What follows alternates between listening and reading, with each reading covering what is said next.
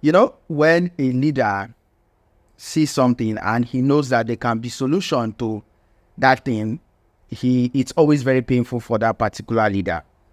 The video you're about to watch now is a video footage from Symphony TV here on YouTube, and it's about Olusegun Obansanjo banging the table back to back, time and time again, because of how bad the current government is actually operating.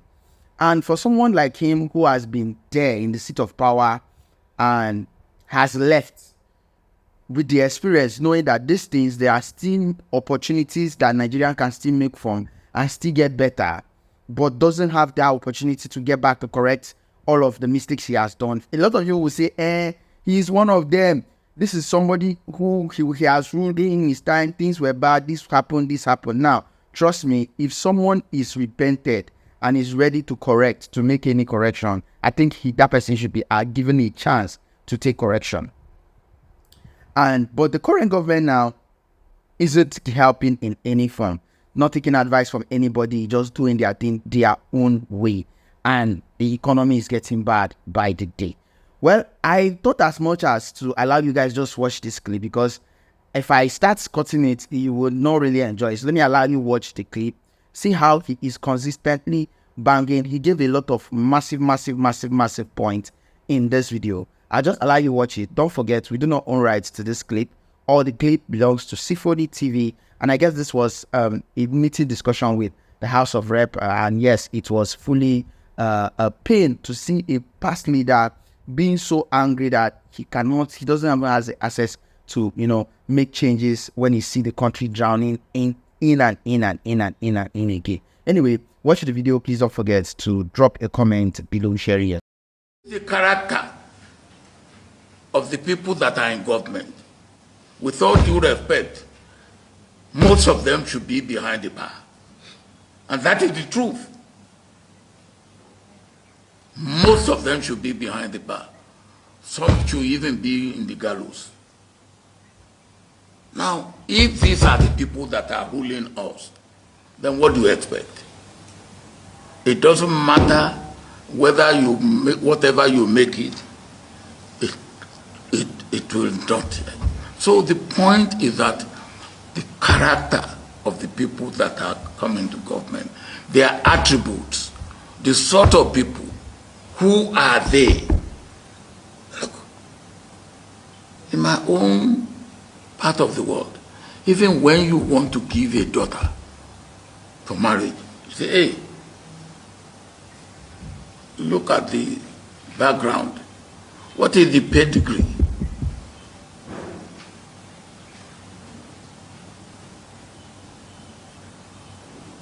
And that is one thing we really need to think about. How do we select leaders? What should be the character of the leaders we select? What should be their track record? What should be, where should we find them?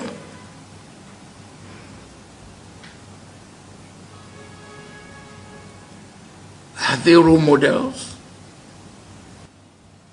Look at, in your own case, with all due respect, you are not supposed to fix your salary or your allowances.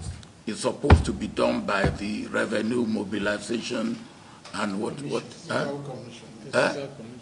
Revenue mobilization and fiscal commission. Okay. But you decide what you pay yourself, the allowances that you give yourself, newspaper allowances, pant allowances, sheeting allowances, to give yourself all sorts of things, with all due respect.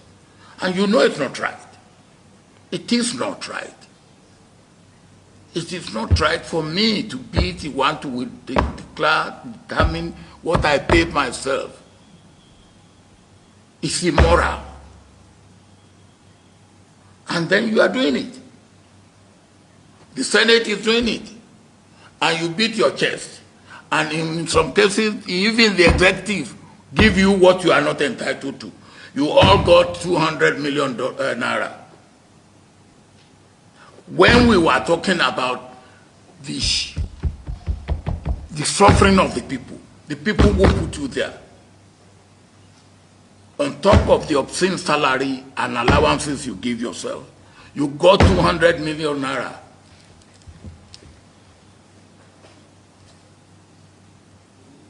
It's not right. It's not fair. It's not good for this country. So this is the thing we have to do. How do we ask people to suffer? And those people who are suffering, please bear with us when you are not showing any sacrifice. And I'm not showing any sacrifice. You are what you are. I am what I am because I'm a Nigerian. Those people out there are Nigerians. They are entitled. So let us look at it that way. For me, that is what we have to do. And as I've said, and I will keep saying it, we are all sitting on a keg of gunpowder, all of us. If we continue to do what we are doing, which is disregarding the interest of the common man. So we need general moral rearmament. General moral rearmament, to look at ourselves and say, yes, we are all wrong, and where we are wrong, then we need to do things differently. We cannot continue to do things the same way that has not worked for us and say, and then if we do that, we are deceiving ourselves. But let us look at things. What must we do differently at the executive level, at the legislative level, at the judicial level, at the civil service level, even at the private sector level? Because we are all in the same boat. And if that boat sinks, we all sink together. Even if you have been stealing, you have to stop stealing.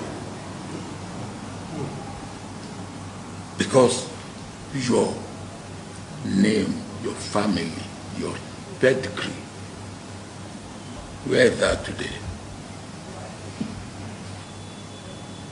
Even when the man is stealing, you will say, now he alone go steal, leave him. We should never stop looking at our system, but let us look at ourselves. We have to reposition ourselves. And the harm that we are doing to ourselves in Nigeria, we are not doing to Nigeria alone. We are doing to West Africa. We are doing to Africa. And we are doing to the black race all over the world. Because God doesn't make a mistake. We have the largest concentration of black people in the world in this small land area called Nigeria.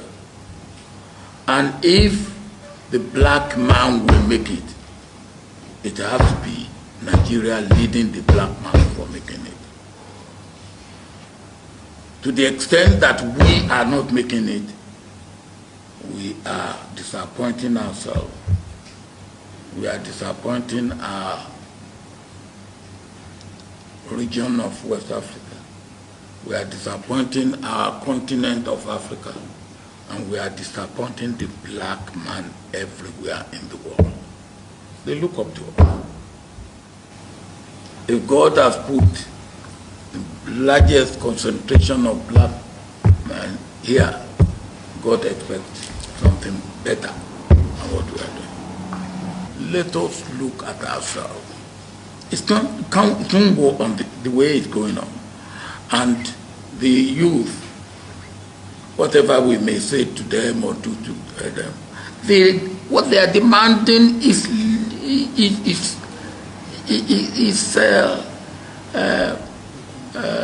what is the word that is legitimate. As I said, you are what you are today because you are a Nigerian. I am what I am today because I'm a Nigerian. So why should they be Nigerian and be languishing in poverty? Why? And then they make demand for that. And we are not listening to them. They make demand for that, and we are treating it with levity. We are sitting on a keg of gunpowder. They are frustrated, they are desperate, they are angry, they are hungry, they are unemployed, they are in abject poverty. What do we expect? Those boys and girls that have tried to go over the Sahara and go over the